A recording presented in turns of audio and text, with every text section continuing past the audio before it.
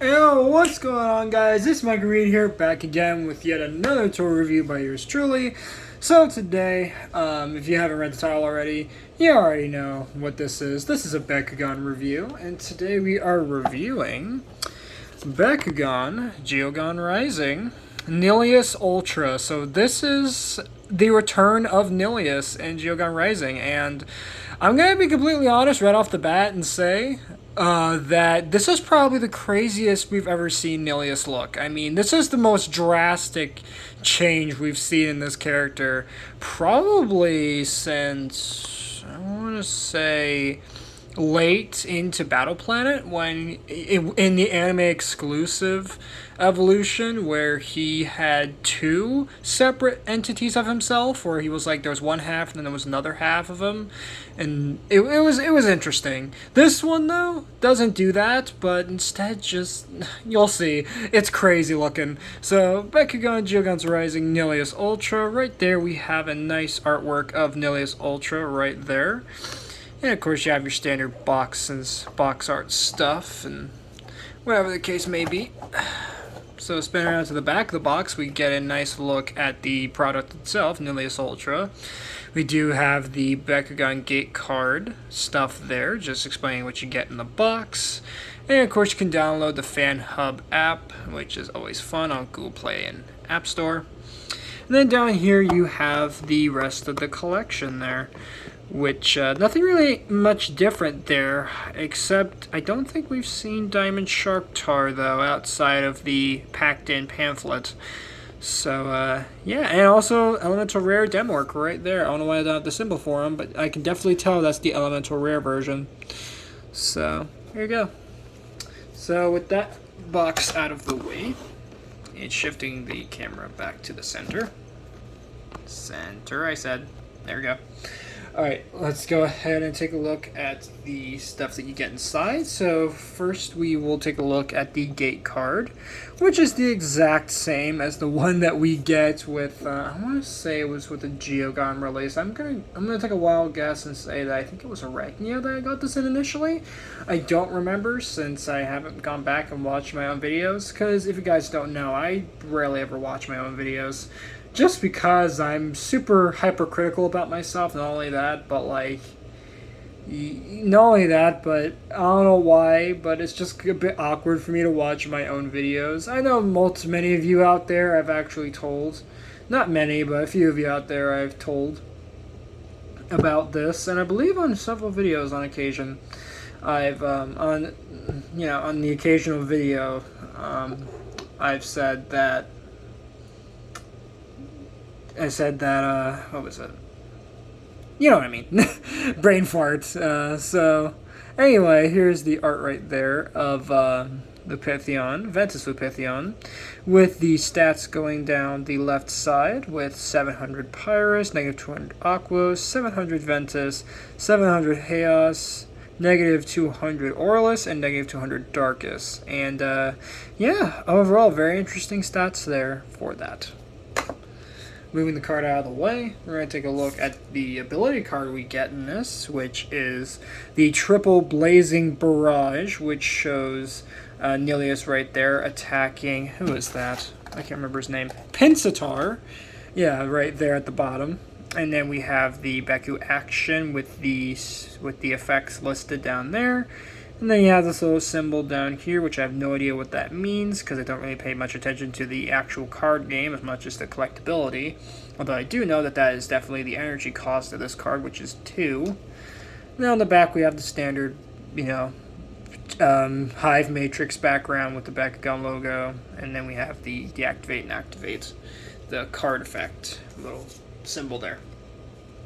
Next, we'll take a look at the character card, which is Nillious Ultra. And again, this guy just looks absolutely crazy looking. This reminds me a lot of, oh god, what was it? It was some form of Darak. Okay, so for those who know the original series, the original Bakugan series from 2006, I believe it was the 3rd season in, so I want to say 2011, I want to say. What was it? I think it was Gundalian Invaders, wasn't it?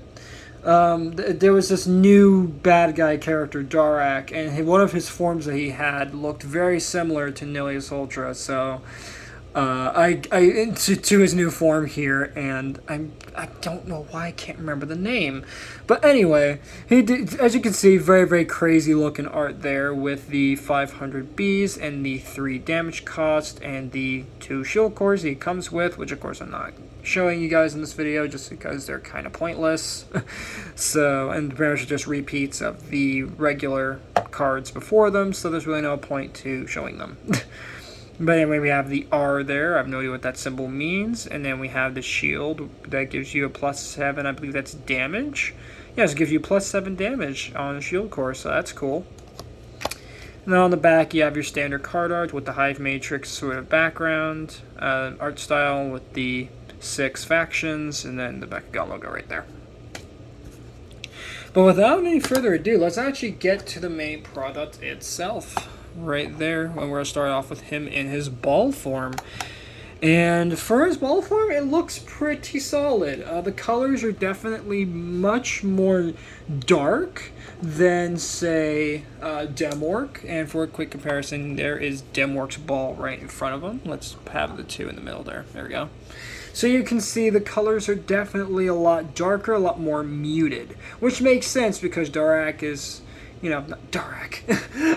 Nillious, sorry, I'm getting confused now. Nillious is, he's a much more evil character in the show, that he's the rival to Dragonoid. So it would make sense that he would have dark, muted color to him. I'm surprised he doesn't have an elemental rare like his Dragonoid counterpart.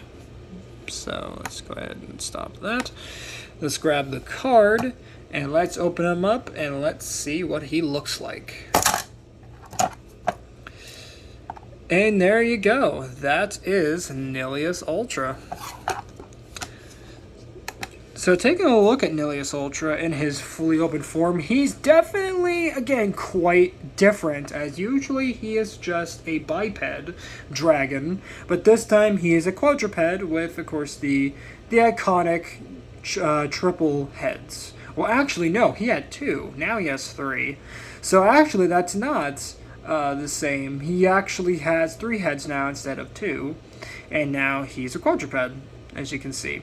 Well, actually, he's technically a hexapod if you count the forearms right there, which, again, are very hard to notice because the heads usually cover them instead of the wings. But still, he is a very, very impressive for an Ultra. Not huge, but he definitely still looks very impressive. So let's get a close-up look at him, and let's take a close look at his head sculpts, as those are very, very nice there. If we can focus on that, you can see very, very nicely detailed. You have the orange picked out for the eyes, and I believe the pupils are painted, but the camera's having a hard time picking that up. And this is the same for both of these, both heads, for this head and for that one, except this one's slightly different because it has a different head crest and a slightly different head design to it, but you can still see the nice detail that they painted in for the eyes right there.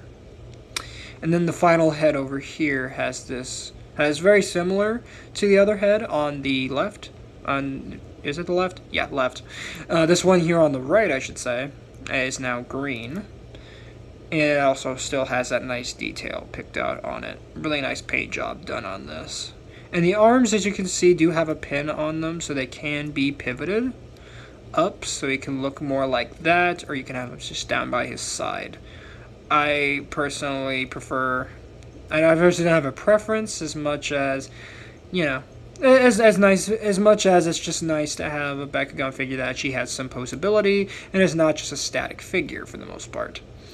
The wings are nicely detailed with some purple and black little wing structures going on there with the 500 Bs back there.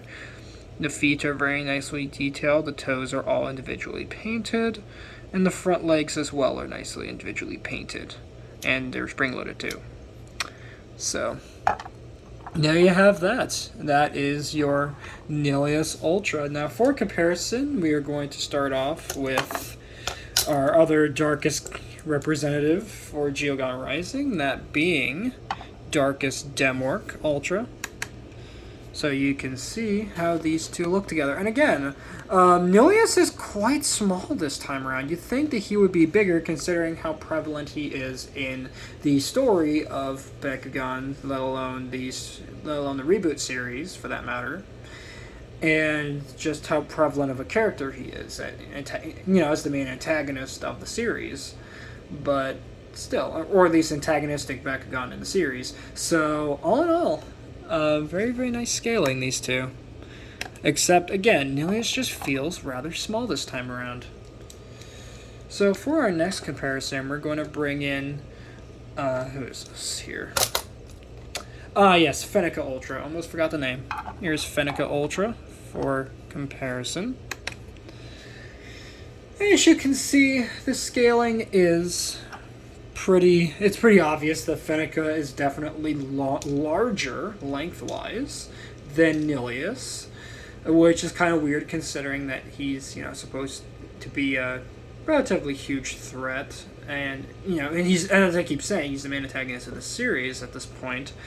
So, all in all, it's, as I keep saying, he's pretty small this time around, which is weird considering usually he's bigger. And by that I mean Nillious, obviously. So, for our last comparison, at least for the regular Bakugan, we're going to bring in his counterpart, his rival, Dragonoid. So now you can see both of the main protagonist in it and antagonist Bakugan side by side here, and again, I think the two are very, very nicely, looking this time around. Not to say that they always were, not to say that they were ever bad looking. It's just in this instance, they have a very nice art style to them, and you can clearly tell who the hero is and who the villain is, respectively. So, can't complain with that.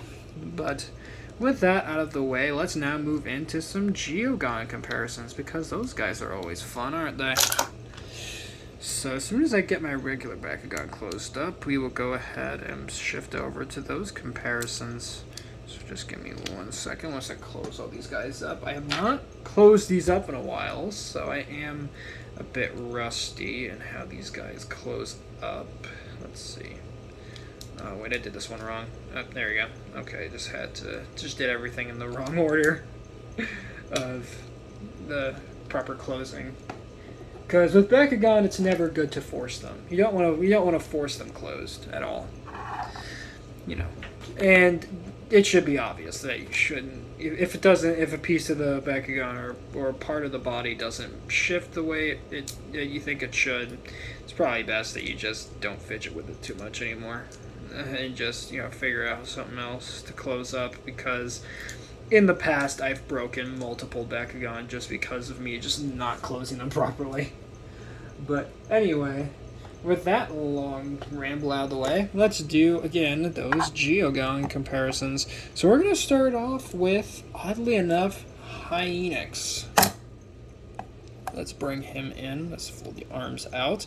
As Hyenix is actually the partner Geogan for Nillious. So there you go. There you have your main evil Bakugan for this season. And all in all, again, the Hyenix absolutely just towers. And is just much larger and towers over him in comparison to Nillious, which just makes sense because even in the show the Geogan are stupidly massive. But then again, they're supposed to be ancient Bakugan to begin with that weren't spheres and stuff like that. So I did a more in-depth sort of description of the Geogan in my first Geogan review, and that was Diamond Talon. So that was my first ever Geogan Rising product ever, let alone Geogan review. I did a more in-depth description, but you guys get it. So at least I think. I hope anyway. So for our next comparison, we're gonna bring in another Darkus representative here, Darkus Montrapod.